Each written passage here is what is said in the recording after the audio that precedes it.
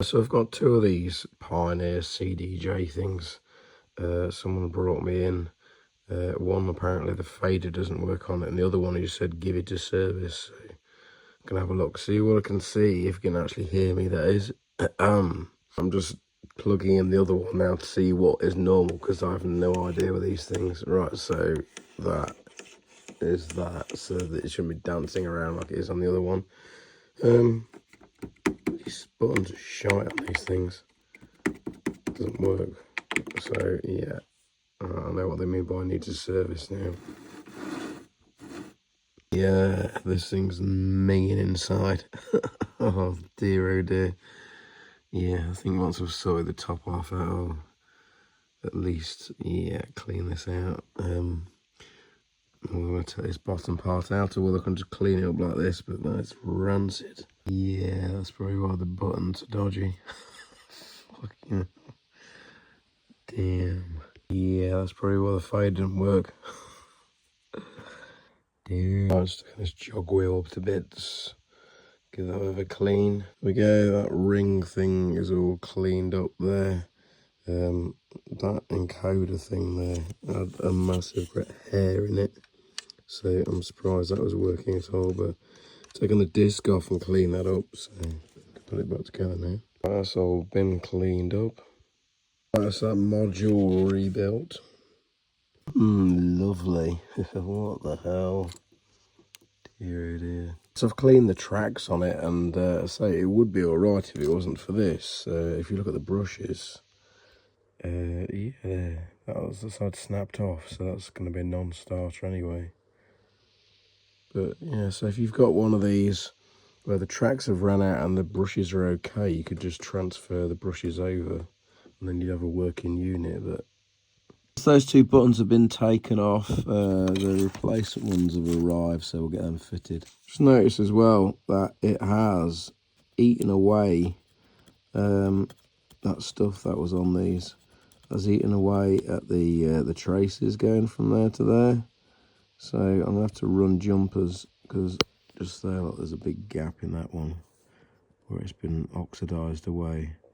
And now we're gonna run the jumper to there to sort that out.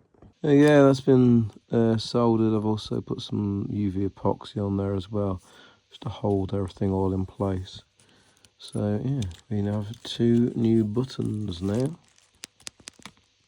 Actually click, unlike the horrible feeling they had before. For the world's most expensive fader. Yeah, that's that fader module replaced. Soldered that in there, so now I can put it all back together. Alright, that is the housing cleaned out, ready to put it back together. There we go, that's all nicely clean, so we can get all the circuit boards back in. All the buttons that were all sticky with that stuffed drink and stuff, it's all cleaned up now. Yes, the inside cleaned out now, it doesn't look grim anymore. Yeah, I think I'm gonna have to do the button on this as well, look, because if you press it hard, and it does it, but otherwise it doesn't. Yeah. Yeah, the Q buttons are dodgy as well, look. Kind of works and then doesn't work. And press it hard. Yeah. Right, toss some more buttons for those then in that case. So I've done these ones here, and they work alright, they're fine. And these ones work okay. But yeah, those are dodgy. Plus side, the tempo slider does work. Beaut. Go. This one is now working. When you press it, it's actually working instead of it just randomly working whenever it feels like. So yeah, that's those buttons done. And so everything else works. So this one, now that's the fader that we did. It's all working. And these buttons here as well, that will change, and they're also working fine. So yeah, so I've tested all the other buttons on it, and we're all good. So this jog dial works, and it's all been serviced as well. So yeah, job done. That's one done. Just got the other one now. Yeah, this one, you can say, sounds generally horrible, so yeah, I got it stripped down because there was a lot of grit in it a second ago when I was using it. And then let's test the other stuff on it. Not a problem already, look. And then yeah, nice. Problem, yeah. The reverse buttons are knackered as well. Damn, these things get some abuse. My God. Fader feels awful. Works alright, just needs a good clean, I think.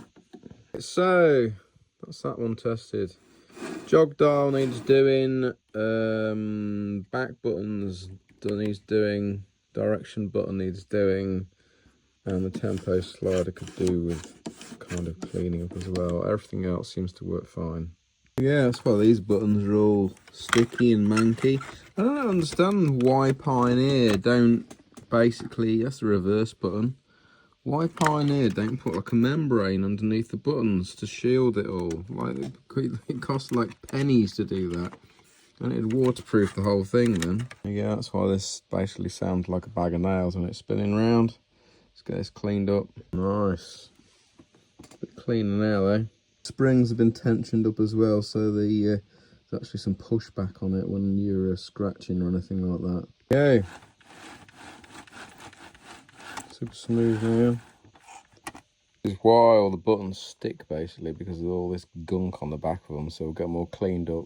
Well, that's all cleaned up. That's all cleaned up. Let's get it put back together. That's all the buttons back in. Let's get the circuit board back in. Right, so it's like after it's touched, stripped down and deep clean.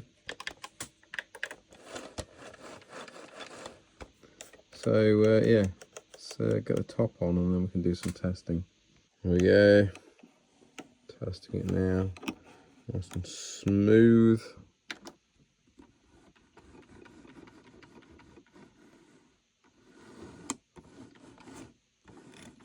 Actually doesn't sound like a bag of nails anymore. These buttons actually work. Hey, beaut.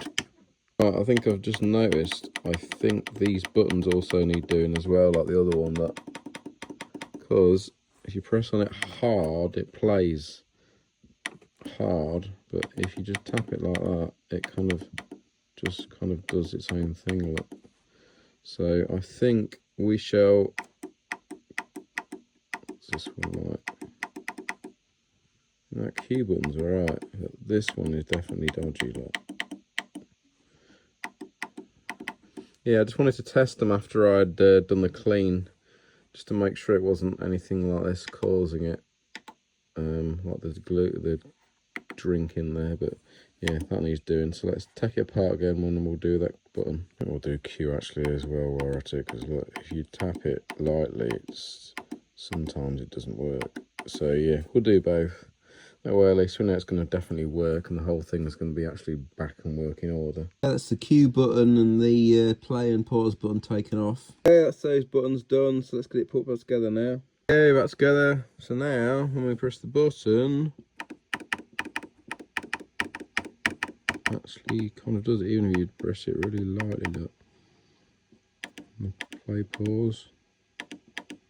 How long did you get like dead clicks? Where sometimes it works, sometimes it doesn't. So there we go. Right, so what we're going to do now is just get all the bottom screws and everything else put back in, and then that's the job done for that one. That's all back together, and so I'm just doing one final test now before I hand it back to the customer. Yeah, number 2, all tested and done. So if you've got one of these and then need it sorting out, drop us a message and we'll get it sorted.